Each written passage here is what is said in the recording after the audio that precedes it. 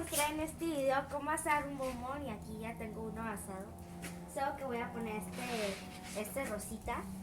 Primero lo tienes que poner como no tan cerca porque si no, como me pasó, se te pone todo... Encendido. No, todo quemado. Ok. Y ya que está como tipo... Yo quiero como quemadito, pero tampoco tanto. Ya que ven cómo está, deben tener cuidado con esto porque a veces se te puede ir como fuego de se te puede ir aquí.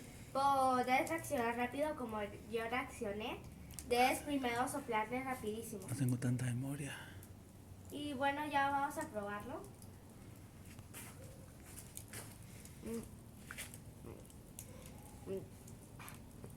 Aquí se ve como todo duro, pero en verdad está bien, así bien líquido.